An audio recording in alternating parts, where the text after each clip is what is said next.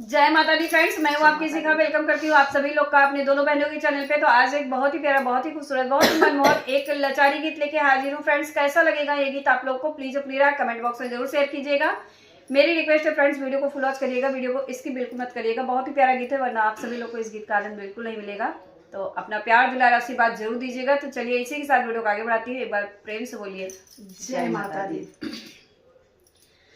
सीता जी मांगे वरदानवा, खड़ी गिरे जाके भवनवा। सीता जी मांगे वरदानवा, खड़ी गिरे जाके भवनवा।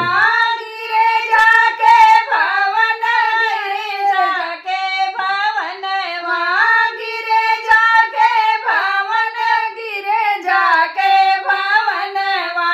सीता जी मांगे वरदानवा, खड़ी गिरी जाके भवनवा। राजा दशरथ ऐसे ससुर जे मांगे।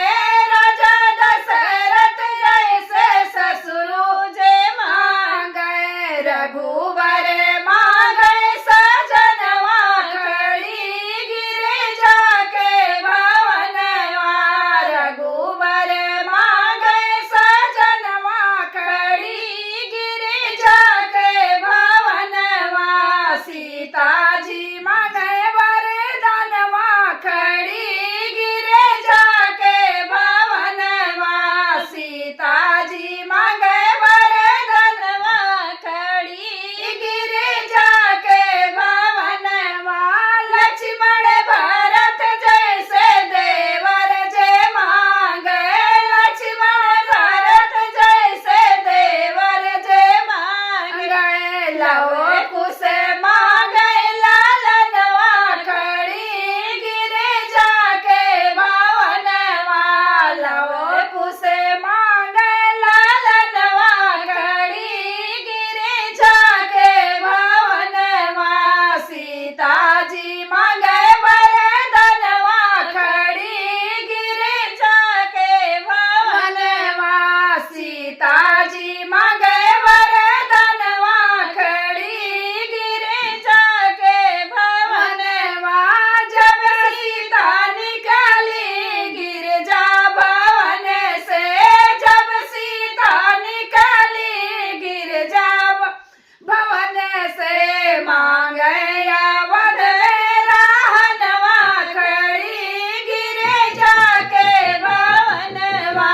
मांगे अवध रहनवा, खड़ी गिरे जाके भवनवा। सीता जी मांगे वरदानवा, खड़ी गिरे जाके भवनवा। सीता जी मांगे वरदानवा, खड़ी गिरे जाके भवनवा। गिरे जाके भवन, गिरे जाके भवनवा। गिरे जाके भवन, गिरे जाके भवनवा।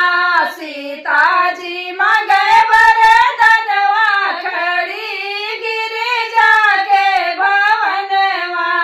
जय माता दी। फ्रेंड्स, गीत कैसा लगा कमेंट बॉक्स में जरूर शेयर कीजिएगा और अपना ढेर सारा प्यार दुलार आशीर्वाद दीजिएगा। तो वीडियो का एंड करती हूँ, मिलती हूँ नेक्स्ट वीडियो में। तब तक के लिए बाय बाय फ्रेंड्स। एक बार प्रेम से बोलिए जय माता दी।